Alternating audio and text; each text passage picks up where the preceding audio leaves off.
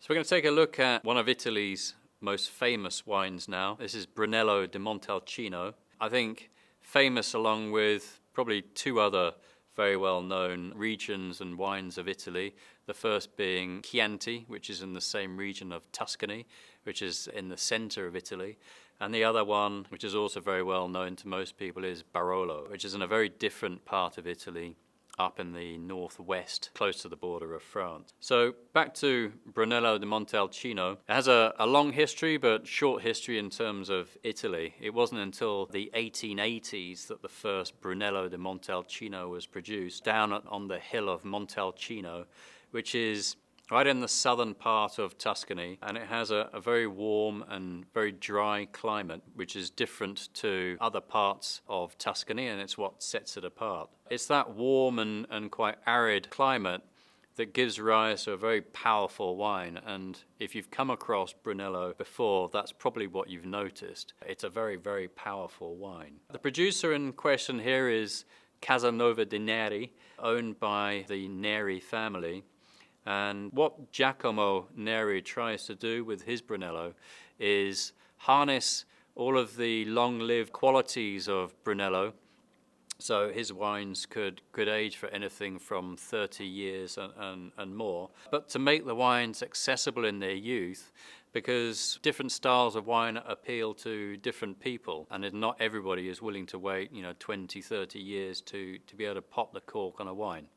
So what's nice about this is anything after 6 or 7 years, really, this particular wine, the Tenuta Nuova, will start really developing some extraordinarily open and quite inviting aromas and flavors in the wine. The Tenuta Nuova is, in 2018, is celebrating 20 years of production of wine, and this is one of the most celebrated properties within the appellation of Brunello di Montalcino, and it's definitely one to go and have a look for if you are a fan of Brunello and have not come across it before. So while I'm just opening this up, I will say that if you're in the region of Tuscany and you've tried this wine and you like it and you'd like to pay them a visit, they do have a very, very nice hospitality section, some rooms which they rent out on the property. It's only 80 kilometers south of Florence, so pretty accessible, and it is an absolutely beautiful spot to stay. And while you're there, of course, you can get to know more vintages and some of the other wines they produce from a couple of other vineyards which are close by in the Montalcino area as well.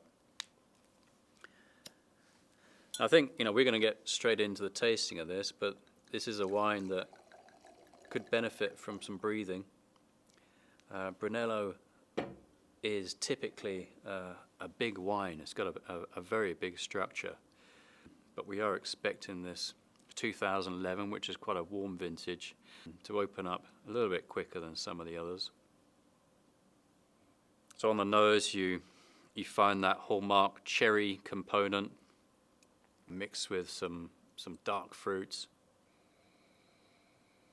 And then in the background there's a little bit of leather and spice, quite inviting spice like licorice. And with that a little bit more breathing, that will just become a little bit more generous on the nose. But it's already so full. Let's have a quick taste.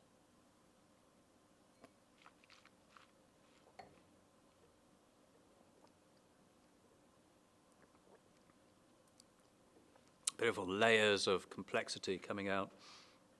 It's got a solid frame, but the fruit in the middle is just delicious now. Lots of cherry fruit, lots of sort of brambly blackberries, and more of that leather. In fact, pretty much everything I've described on the nose comes out on the palate. And then go to the finish, and I'm still tasting that wine. It's going to be with me for a good minute and a half. It really is quite a sensational wine.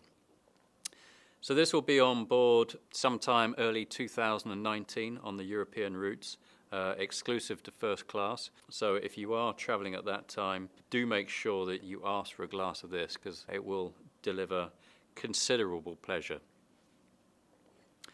So I hope you enjoy it as much as I do. And as I say in Italy, salute.